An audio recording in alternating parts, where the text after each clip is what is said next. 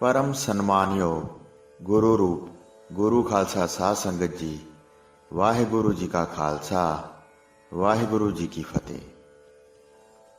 बादशाह जहांगीर ने बड़े अदब सत्कार नाल गुरु हरगोबिंद जी नूं दिल्ली तो विदा किया।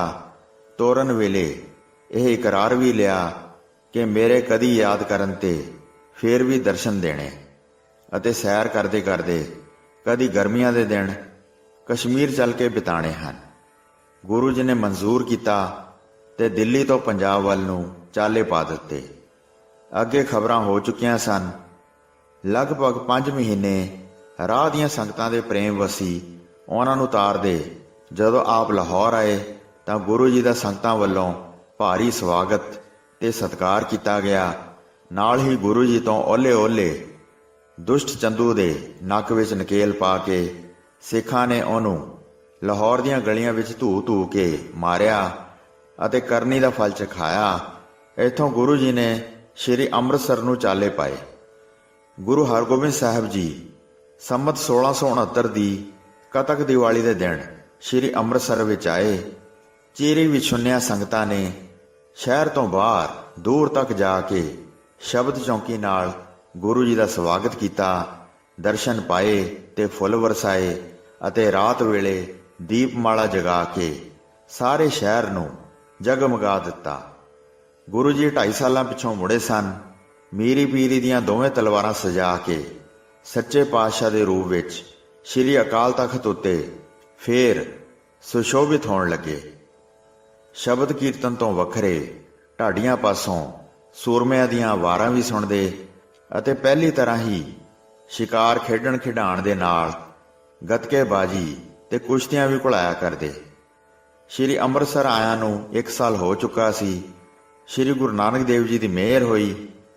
ਆਪ ਦੇ ਗ੍ਰਹਿ ਸੰਮਤ 1670 ਦੀ ਕਤਕ ਪੂਰਨਮਾਸ਼ੀ ਨੂੰ ਵੀਰਵਾਰ ਦੇ ਦਿਨ ਜਗਤ ਮਾਤਾ ਦਮੋਦਰੀ ਜੀ ਦੇ ਉਦਰ ਤੋਂ ਸਾਹਿਬਜ਼ਾਦਾ ਟਿੱਕਾ ਗੁਰਦਿੱਤਾ ਜੀ ਦਾ ਜਨਮ ਹੋਇਆ। ਫਿਰ 2 ਸਾਲ ਪਿੱਛੋਂ ਸੰਮਤ 1672 ਵਿੱਚ ਮਾਤਾ ਜੀ ਦੀ ਕੁੱਖੋਂ ਬੀਬੀ ਵੀਰੋ ਜੀ ਜਨਮੇ। ਇਸੇ ਤਰ੍ਹਾਂ ਸਮੇਂ-ਸਮੇਂ ਦੂਜੇ ਮਾਤਾ ਨਾਨਕੀ ਜੀ ਦੇ ਸ੍ਰੀ ਅਣੀ ਰਾਏ, ਫਿਰ ਬਾਬਾ ਅਟਲ ਜੀ ਅਤੇ ਸ਼੍ਰੀ ਤੇਗ ਬਹਾਦਰ ਜੀ ਦਾ ਅਵਤਾਰ ਹੋਇਆ।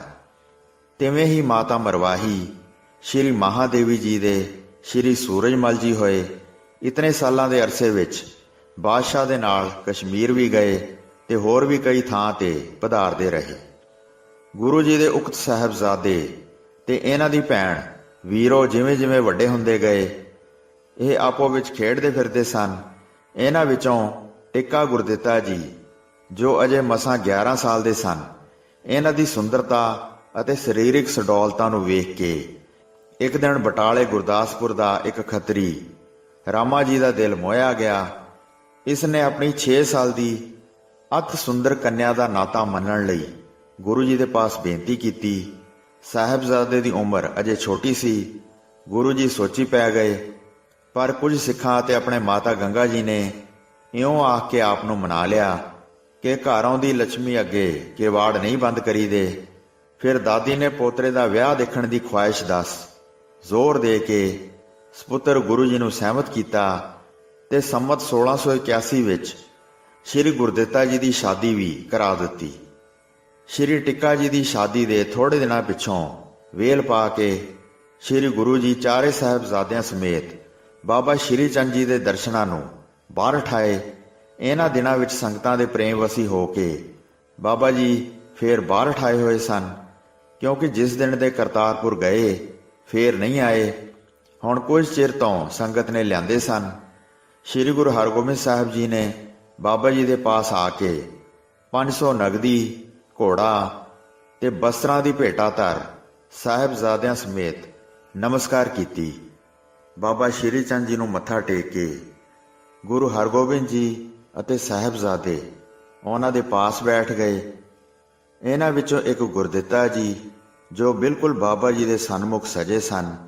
ਇਹਨਾਂ ਦੀ ਉਮਰ 11-12 ਸਾਲ ਤੇ ਨਵੇਂ ਨਿਖਰੇ ਹੋਏ ਸੁੰਦਰਤਾ ਦੀ ਮਾਨੋ ਹੱਦ ਸਨ। ਗਾਤਰੇ ਕਿਰਪਾਨ ਤੇ ਕਮਰ ਕਸਾ ਕੀਤਾ ਹੋਇਆ, ਮੋਢੇ ਤੀਰ ਕਮਾਨ ਅਤੇ ਪੱਥਾ ਪਿੱਛੇ ਬੱਧਾ ਸੀ।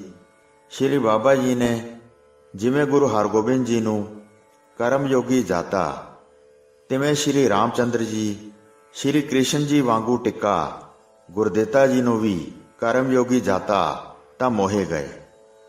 ਐਸੇ ਹੀ ਬਾਬਾ ਸ਼੍ਰੀ ਚੰਦ ਜੀ ਦੀਆਂ ਤਪ ਤੇਜ ਭਰੀਆਂ ਅੱਖਾਂ ਦੀ ਅਕਾਰਖੰਡ ਸ਼ਕਤੀ ਨੇ ਸ਼੍ਰੀ ਟਿੱਕਾ ਜੀ ਦੇ ਮਨ ਉੱਤੇ ਵੀ ਭਾਰੀ ਅਸਰ ਕੀਤਾ। ਇਹ ਵੀ ਮਾਨੋ ਕੀਲੇ ਗਏ ਤੇ ਇੱਕ ਟਕ ਸ੍ਰੀ ਬਾਬਾ ਜੀ ਵੱਲ ਵੇਖ ਰਹੇ ਸਨ। ਇਉਂ ਦ੍ਰਿਸ਼ਟ ਦੀ ਤਾਰ ਨਾਲ ਤਾਰ ਜੁੜੀ ਤੇ ਬਾਬਾ ਜੀ ਦੀ ਕਿਰਪਾ ਦ੍ਰਿਸ਼ਟੀ ਵਧੇਰੇ ਸ੍ਰੀ ਟਿੱਕਾ ਜੀ ਵੱਲ ਵੇਖ ਕੇ ਗੁਰੂ ਜੀ ਨੇ ਫਰਮਾਇਆ, ਇਸ ਕਾਕੇ ਦਾ ਜਨਮ ਕਤਕ ਪੂਰਨਮਾਸ਼ੀ ਨੂੰ ਹੋਇਆ ਤੇ ਸ਼ਸਤਰਧਾਰੀ ਹੁੰਦੇ ਵੀ ਇਹਦਾ ਧਿਆਨ ਸਿਮਰਨ ਭਗਤੀ ਤੇ ਸਾਧ ਸੰਗਤ ਦੀ ਸੇਵਾ ਵੱਲ ਵਧੇਕ ਰਹਿੰਦਾ ਹੈ। ਇਉਂ ਸੁਣ ਕੇ ਬਾਬਾ ਸ਼੍ਰੀ ਚੰਦ ਜੀ ਹੋਰ ਖੇੜੇ ਵਿੱਚ ਆ ਗਏ ਤੇ ਆਪਣੇ ਕਿਸੇ ਨਵੇਂ ਸੰਕਲਪ ਦੀ ਉਸਾਰੀ ਵਿੱਚ ਇਉਂ ਉਮੜ ਪਏ ਜਿਵੇਂ ਨਿਰਸੰਕਲਪ ਨਿਰਗੁਣ ਬ੍ਰਹਮ ਨੂੰ ਕਿਤੋਂ ਸੰਸਾਰ ਦੀ ਰਚਨਾ ਦਾ ਸੰਕਲਪ ਹੋਇਆ ਸੀ। ਸ੍ਰੀ ਬਾਬਾ ਜੀ ਨੇ ਪ੍ਰਸੰਨਤਾ ਭਰੇ ਮਨ ਨਾਲ ਗੁਰੂ ਜੀ ਨੂੰ ਆਖਿਆ, ਫਿਰ ਇਹ ਬੇਟਾ ਸਾਨੂੰ ਦੇ ਦਿਓ, ਬਹੁਤ ਹੋਣਹਾਰ ਦਿਸਦਾ ਹੈ। ਗੁਰੂ ਜੀ ਨੇ ਪ੍ਰਵਾਨ ਕੀਤਾ ਤੇ ਟਿੱਕਾ ਗੁਰਦਿੱਤਾ ਜੀ ਨੂੰ ਮੱਥਾ ਟਿਕਾ ਕੇ ਸੌਂਪ ਦਿੱਤਾ। ਨਾਲ ਹੀ ਆਖਿਆ, ਹੋਰ ਚਾਹੋ ਤਾਂ ਸਾਰੇ ਹਾਜ਼ਰ ਹਨ। ਸ਼੍ਰੀ ਬਾਬਾ ਜੀ ਨੇ ਤਦ ਆਪਣਾ ਉਦਾਸੀ ਭੇਖ ਸ਼੍ਰੀ ਗੁਰਦਿੱਤਾ ਜੀ ਨੂੰ ਬਖਸ਼ ਕੇ ਇੱਕ ਉੱਨ ਦੀ ਮਾਲਾ ਫੜਾਈ ਅਤੇ ਇੱਕ ਓੰਕਾਰ ਸਤਨਾਮ ਦਾ ਸਾਰਾ ਮੂਲ ਮੰਤਰ ਸੁਣਾ ਕੇ ਵਾਹਿਗੁਰੂ ਨਾਮ ਦਾ ਨਿਰਣੇ ਸਹਿਤ ਸਿਮਰਨ ਭੇਦ ਵੀ ਸਮਝਾਇਆ। ਸ਼੍ਰੀ ਬਾਬਾ ਜੀ ਨੇ ਇਹ ਵੀ ਦੱਸਿਆ ਕਿ ਪੁਰਾਤਨ ਸਮੇਂ ਦੇ ਉਦਾਸੀਆਂ ਅਤੇ ਹੋਰ ਕਈ ਬ੍ਰਹਮ ਗਿਆਨੀਆਂ ਨੇ 4 ਵੇਦਾਂ ਦੇ ਮਹਾਵਾਕਾਂ ਅਨੁਸਾਰ ਆਪਣੀ ਮੰਤਰ ਟੇਕ ਸੋਹੰਗ ਸ਼ਬਦ ਨੂੰ ਅਪਣਾਇਆ ਸੀ, ਜਿਸ ਦਾ ਭਾਵ ਅਰਥ ਇਹ ਹੈ ਕਿ ਸੋ ਤੋਂ ਉਹ ਵਿਆਪਕ ਬ੍ਰਹਮ ਤੇ ਹੰਗ ਤੋਂ ਮੈਂ ਹੀ ਹੂੰ, ਵਾ ਮੇਰਾ ਹੀ ਸਰੂਪ ਹੈ। ਪਰ ਅਧੂਰੀ ਭਗਤੀ ਵਾਲੇ ਅੱਧ ਖੜੇ ਗਿਆਨੀਆਂ ਨੂੰ ਇਹ ਨਿਸ਼ਚਾ ਹਉਮੈ ਪੈਦਾ ਕਰਕੇ ਕੁਰਾਹੇ ਪਾਉਂਦਾ ਰਿਹਾ, ਜਿਸ ਤੋਂ ਸਾਡੇ ਗੁਰਦੇਵ ਪਿਤਾ ਨੇ ਆਪਣੀ ਇਸ ਨਵੀਨ ਚਲਾਈ ਉਦਾਸੀ ਦੀ ਰੀਤ ਵਿੱਚ ਮੁੱਖ ਸਿਮਰਨ, ਭਗਤੀ ਵਰਣਨ, ਵੈਰਾਗ ਅਤੇ ਨਿਸ਼ਚੇ ਗਿਆਨ ਨੂੰ ਸਨਮਾਨ ਦਿੱਤਾ ਹੈ। ਹੋਰ ਸੋਹੰਗ ਸ਼ਬਦ ਦੇ ਸਤਕਾਰ ਵਿੱਚ ਉਹਨਾਂ ਨੇ ਵੀ ਨਿਰਣੇ ਨਾਲ ਇਉਂ ਫਰਮਾਇਆ ਹੈ, ਤਤ ਨਿਰੰਜਨ ਜੋਤ ਸਬਾਈ ਸੋਹੰਗ ਭੇਦਨਾ ਕੋਈ ਜੀਓ। ਗੁਰੂ ਜੀ ਇਸ ਤਰ੍ਹਾਂ ਦਾ ਨਿਸ਼ਚੇ ਸ਼ਬਦ ਗਿਆਨ ਰੱਖਦੇ ਹੋਏ ਵੀ ਸਦਾ ਸਤਨਾਮ ਸਿਮਰਨ ਦੇ ਸੰਚਾਲਕ ਰਹੇ, ਸਗੋਂ ਹੋਰ ਬੇਅੰਤ ਨਾਮਾਂ ਨੂੰ ਸਤਿਕਾਰਦੇ ਅਤੇ ਉਹਨਾਂ ਨੂੰ ਜਪਣ ਵਾਲਿਆਂ ਬਾਬਤ ਵੀ ਐਸੇ ਭਾਵ ਭਰੇ ਸ਼ਬਦ ਵਰਤਦੇ ਰਹੇ। ਸਿਰ ਨਾਨਕ ਲੋਕਾਂ ਭਾਵ ਹੈ, ਬਲਿਹਾਰ ਜਾਉ ਜੇਤੇ ਤੇਰੇ ਨਾਮ ਹੈ। ਬਾਬਾ ਸ਼੍ਰੀ ਚੰਦ ਜੀ ਨੇ ਫਰਮਾਇਆ ਕਿ ਰੱਬ ਦੇ ਸਾਰੇ ਹੀ ਨਾਮ ਚੰਗੇ ਹਨ ਅਤੇ ਉਹਨਾਂ ਨੂੰ ਜਪਣ ਵਾਲਿਆਂ ਦਾ ਆਦਰ ਭਾਵ ਵੀ ਕਰਦੇ ਰਹੀਏ, ਪਰ ਸਦਾ ਵਾਸਤੇ ਆਪਣੀ ਸ਼ਬਦ ਟੇਕ ਆਪਣਾ ਇੱਕੋ ਮੰਤਰ ਗੁਰਮੰਤਰ ਹੀ ਤਾਰਕ ਹੁੰਦਾ ਹੈ। ਇਉਂ ਬਹੁਤ ਕੁਝ ਸਮਝਾ ਕੇ ਸੋਢੀ ਗੁਰਦਿੱਤਾ ਜੀ ਨੂੰ ਇਹ ਵਰਦਾਨ ਦਿੱਤਾ ਕਿ ਅੱਜ ਤੋਂ ਸਾਡਾ ਜਾਨਸ਼ੀਨ ਇਹ ਹੈ। ਬਾਬਾ ਗੁਰਦਿੱਤਾ ਦੀਨ ਦੁਨੀਆ ਦਾ ਟਿਕਾ ਹੋਇਆ। ਸ਼੍ਰੀ ਬਾਬਾ ਜੀ ਨੇ ਫਿਰ ਸ਼੍ਰੀ ਗੁਰੂ ਹਰਗੋਬਿੰਦ ਜੀ ਨੂੰ ਇਹ ਆਖਿਆ, ਸਾਡੇ ਪਿਤਾ ਦਾ ਤਪ ਤੇਜ ਬਲ ਆਪ ਪਾਸ ਅਤੇ ਜੋ ਕੁਝ ਸਾਡੇ ਪਾਸ ਹੈ ਇਹ ਬਾਬਾ ਗੁਰਦਿੱਤਾ ਜੀ ਪਾਸ ਹੋਇਆ। ਨਾਲ ਹੀ ਇਹ ਵੀ ਫਰਮਾਇਆ ਕਿ ਦੁਨੀਆ ਵਿੱਚ ਮੀਰੀ ਪੀਰੀ ਤੇ ਫਕੀਰੀ ਦੇ 3 ਹੀ ਖਜ਼ਾਨੇ ਹਨ। ਮੀਰੀ ਪੀਰੀ ਅੱਗੇ ਹੀ ਆਪਦੇ ਪਾਸ ਹੈ, ਫਕੀਰੀ ਆਪਦੇ ਟਿੱਕਾ ਜੀ ਨੂੰ ਦਿੱਤੀ ਗਈ। ਇਉਂ ਅਸੀਸਾਂ ਦੇ ਕੇ ਸਤਿਗੁਰੂ ਜੀ ਨੂੰ ਕਈ ਦਿਨ ਪਾਸ ਰੱਖਿਆ।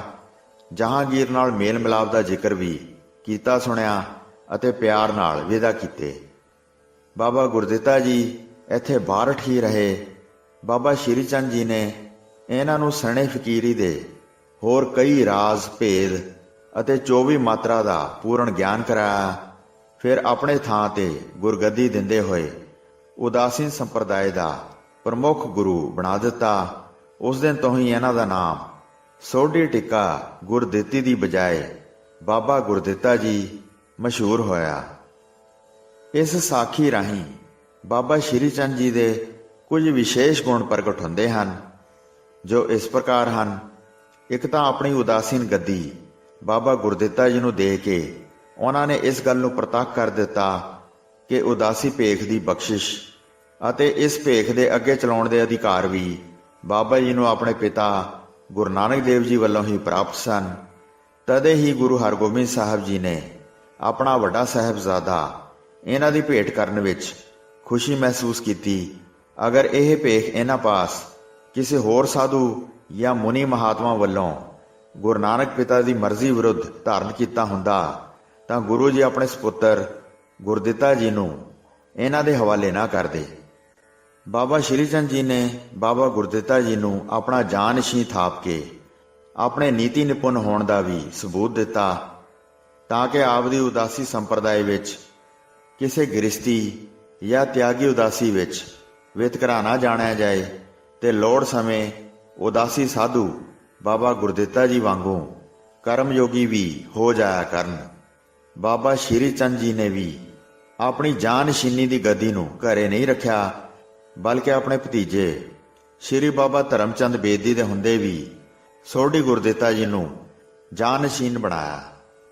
ਐਸਾ ਕਰਕੇ ਵੀ ਇਹਨਾਂ ਨੇ ਆਪਣੀ ਦੂਰ ਅੰਦੇਸ਼ੀ ਦਾ ਸਬੂਤ ਦਿੱਤਾ ਹੈ ਅਤੇ ਆਪਣੇ ਪਿਤਾ ਸ਼੍ਰੀ ਗੁਰੂ ਨਾਨਕ ਦੇਵ ਜੀ ਦੇ ਵਰਤੇ ਉਸ ਅਸੂਲ ਦੀ ਪ੍ਰੌੜਤਾ ਕੀਤੀ ਹੈ ਜੋ ਉਹਨਾਂ ਨੇ ਸਪੁੱਤਰਾਂ ਦੇ ਹੁੰਦਿਆਂ ਜਾਨਸ਼ੀਨੀ ਦੀ ਗੱਦੀ ਸ਼੍ਰੀ ਲਹਿਣਾ ਜੀ ਨੂੰ ਗੁਰੂ ਅੰਗਦ ਬਣਾ ਕੇ ਬਖਸ਼ੀ। ਉਹ ਇਹਨਾਂ ਦੇ ਖਿਆਲ ਵਿੱਚ ਠੀਕ ਸੀ। ਹੋਈਆਂ ਭੁੱਲਾਂ ਚੁੱਕਾਂ ਦੀ ਖਿਮਾ ਬਖਸ਼ਣੀ ਜੀ। ਦਾਸ ਨੂੰ ਆਗਿਆ ਦਿਓ। ਵਾਹਿਗੁਰੂ ਜੀ ਕਾ ਖਾਲਸਾ, ਵਾਹਿਗੁਰੂ ਜੀ ਕੀ ਫਤਿਹ।